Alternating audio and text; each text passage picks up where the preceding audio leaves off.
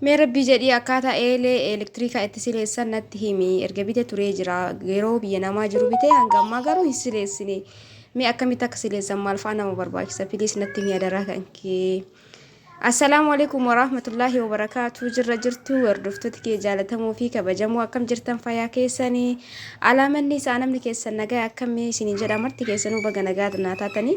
Egaa itti aansee har'aan tana dhugaa dubbachuuf viidiyoo jechuun viidiyoolee miti kuni. Garuu namni tokko komentii barreessu rabbiin nama qaba. Filiis rabbiin nama qabna. Anu isinii wajjadha garuu namni tokko jechuudha rabbii jedhanii namaaf barreessanii.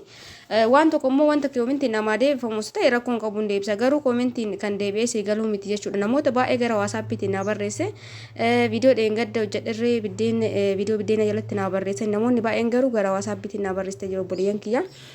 Ayyee ishee hundaafuu kolbaan dhageeffadha namni barbaadanii viidiyoon dheerallee miti eelee elektiriikaa tana akkamitti sileessina maaltu nu barbaachisa warri jettan jechuudha. Waan takka wanni isin barbaachisu hin jiru akkuma eelee taaniiti.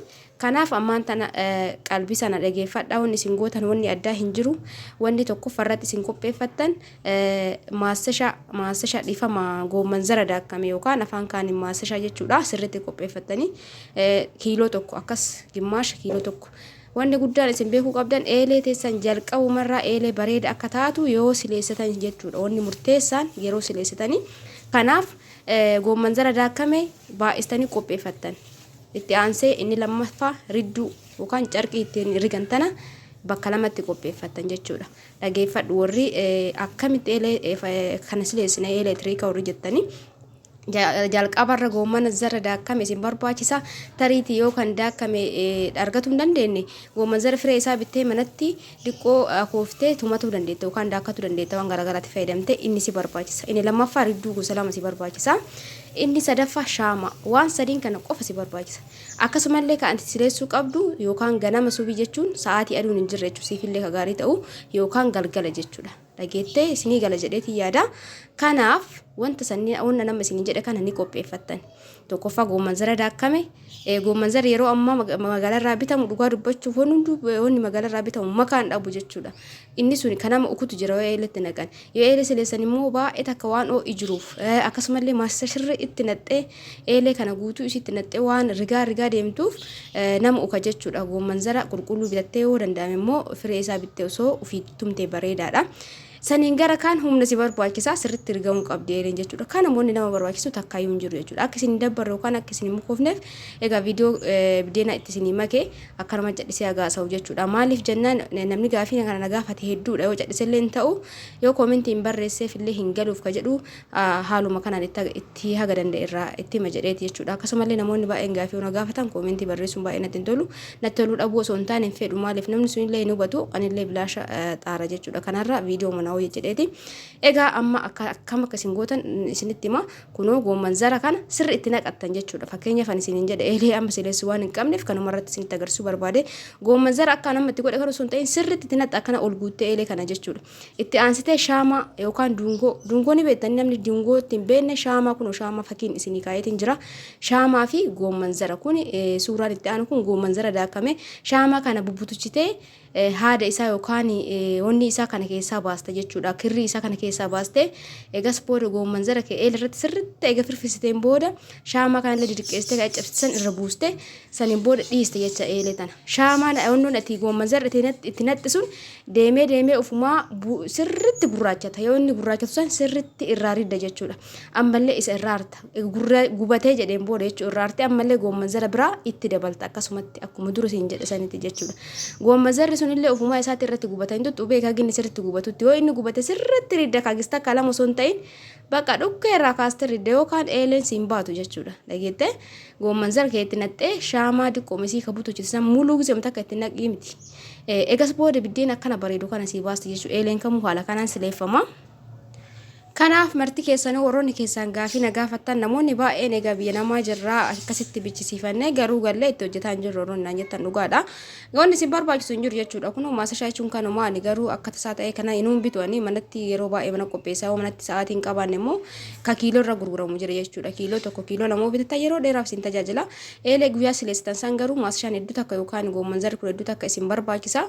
Kanaaf Shaamaan kun immoo maaliif fayyada hojjettan shaamaa itti godhuun keessan eeleen teessan akka dirri isii gadi laafu jechuun bakka eeleen jira gizee rigani kan namatti toltoo jira eeleen akka uummata akka ofirraan dhaamne jechuudha. Shaamaa ittiin baay'istanii goomman zara garuu sirriitti itti firfistanii akka dura isin jedhe yeroo 4-5 akkas gootanii beeka. Yeroo tokko akkasitti naxxanii shaamaa firee lama sadiin takka caccabe keessa buustanii eelee irratti dhiistanii biraa ba'uun hin jiru.